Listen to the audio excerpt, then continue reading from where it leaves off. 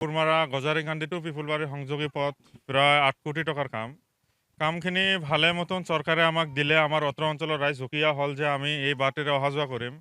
কিন্তু আমাৰ যিখন গোৱালপাৰাৰ ঠিকাদাৰ আছে শ্বাহী মহম্মদ কৰিম, তেখেতে আমাৰ জিলাৰ দুটা দালালক এই কামখিনি আঁতৰাই দিলে, যাৰ নাম সাজু আৰু ৰোজ, আমাৰ প্ৰাক্তন জিলা পৰিষদৰ সদস্য।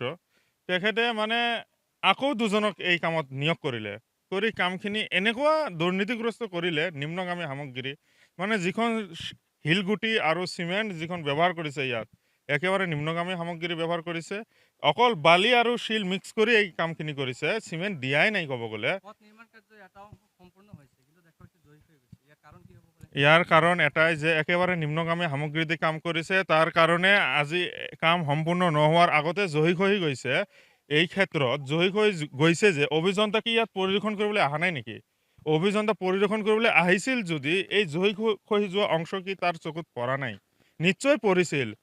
আচলতে মানে তেখেতে আছে জয়নাল ভূঞা, তেখেতৰ আৰু যিখন ঠিকাদাৰ আছে গোৱালপাৰাৰ, তেখেতৰ কিবা গোপন বুজাবুজি আছে যে মেনেজত চলি আছে যে আমি যি দুটা দালালক কাম দিছোঁ, তেখেতে কিদৰে কাম কৰে কৰক, আপোনাৰ যোৱা কোনো প্ৰয়োজন নাই। আমি আপোনাৰ কিবা বেনিফিট আছে মই আপোনাৰ একাউণ্টত মেনেজ কৰি দি আছোঁ।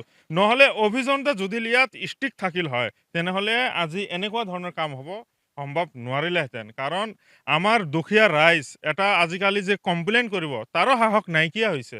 লোকনিৰ্মাণ বিভাগ এনেকুৱা হৈছে যে কমপ্লেইন কৰিলেই তাক এৰেষ্ট কৰোৱাতে বাধ্য কৰে। এইটো কাৰ সাহসত কৰে? নিশ্চয় এই লোকনিৰ্মাণ বিভাগত অহা ধনেৰে লোকনিৰ্মাণ বিভাগে বহুতক মেনেজ কৰি চলে, মই ভাবোঁ। এতিয়া আমি চৰকাৰক বিনম্ৰ অনুৰোধ জনাওঁ, জিলা প্ৰশাসনক এটা বিনম্ৰ অনুৰোধ জনাওঁ, আপোনাৰ চেনেলৰ মাধ্যমতে অসম চৰকাৰক ক'ব বিচাৰিছোঁ যে আমাৰ এই ৰোডখিনিত যেনেধৰণে বেগম দুৰ্নীতিত কাম চলি আছে, অচিৰে এই ৰাস্তাখিনিত কিবা এটা বিহিত ব্যৱস্থা কৰক আৰু তেখেতৰ ওপৰত অলপ একশ্যন লওক। যিহঁতে চৰকাৰে দিয়া ধন নিজৰ পকেটত জমা কৰি আছে, ৰাইজক ঠগি আছে। চৰকাৰে আমাক ভালদৰে ৰাস্তাৰ কাৰণে পইচা দি আছে, কিন্তু এই দালাল আৰু দুষ্কৃতি ঠিকাদাৰেতো আমাক ভালদৰে ৰাস্তা দিয়া নাই। তেখেতে অকল কামখিনি লয় নিজৰ মুনাফা বৃদ্ধি কৰাৰ কাৰণে, ইয়াৰ বাহিৰে একো হ'ব নোৱাৰে। যিকোনো খবৰৰ বাবে যোগাযোগ কৰক 7099017330 লগতে 7099017110 নম্বৰত।